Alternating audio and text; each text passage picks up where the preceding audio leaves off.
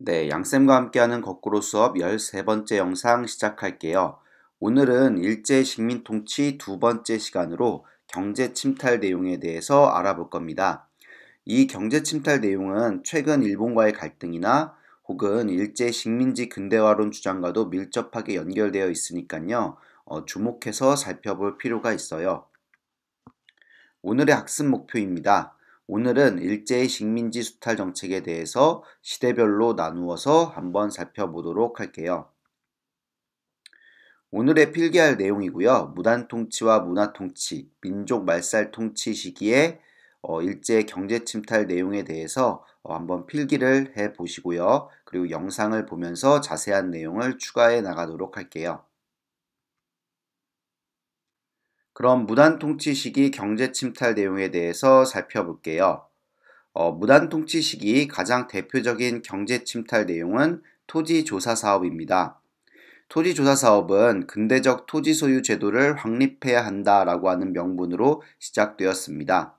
하지만 실상은 일본인의 토지 소유를 확대하고 조선 총독부의 지세 수입을 증가시키기 위한 목적으로 시행된 거예요. 토지 조사 사업의 내용은 간단한데요. 정해진 기간 안에 신고를 하면 토지 소유권을 인정해주는 방법으로 토지 조사 사업을 실시하게 됩니다. 하지만 문제는 일부 글을 모르는 농민들이 신고하기에는 절차가 너무 복잡했고요. 일본인 관료들은 트집을 잡아 일부러 접수를 누락시키기도 했습니다. 그래서 기한 내 신고하지 못하는 토지들이 많게 되고요. 그리고 당시 조선은 특성상 소유권이 불분명한 토지들이 많았습니다. 이를테면 개인의 땅이 아닌 가문의 땅, 혹은 관청이나 왕실 소유의 땅들이 이에 속하는데요. 일본은 기한 내 신고하지 못하는 땅과 소유권이 불분명한 토지들을 전부 조선 총독부의 땅으로 귀속시키게 됩니다. 그래서 결과를 보면요.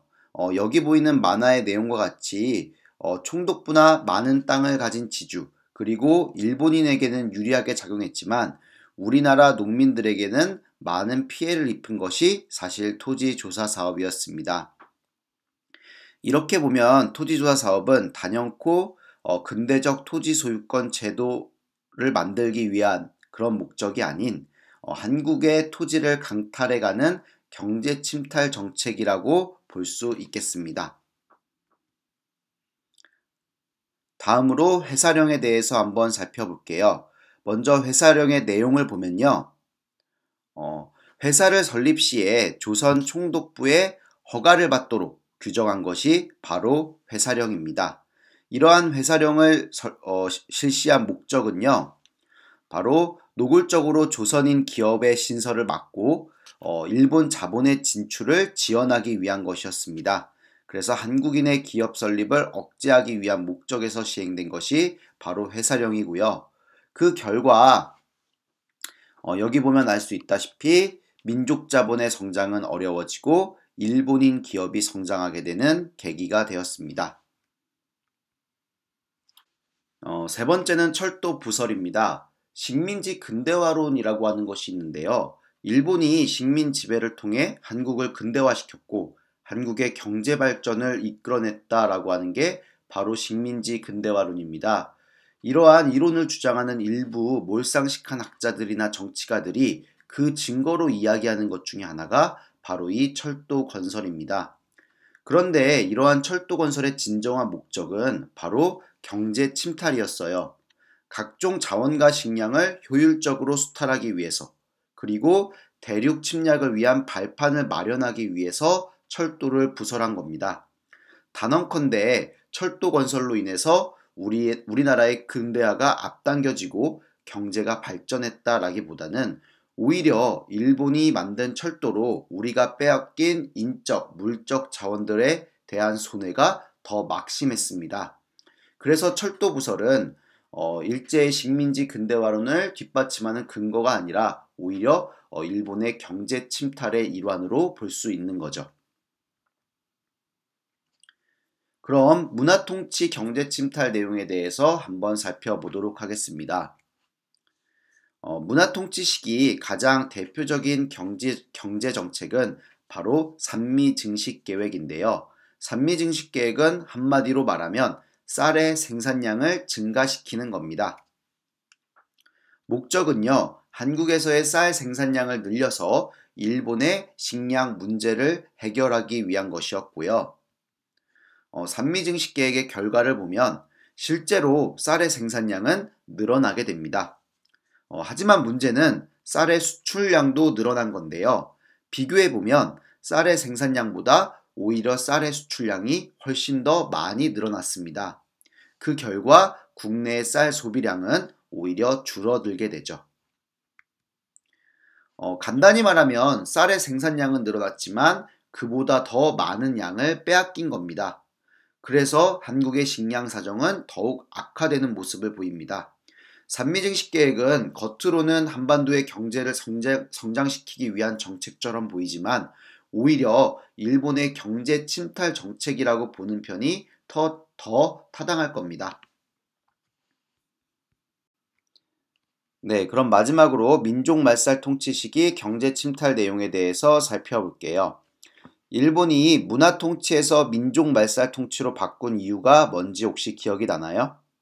네, 바로 일제의 침략 전쟁입니다. 일제는 중일 전쟁과 태평양 전쟁을 연이어 발생시키면서 많은 인력과 물자를 필요로 하게 되는데요. 그러한 과정에서 시행된 경제 침탈 정책이 바로 병참 기지화 정책입니다.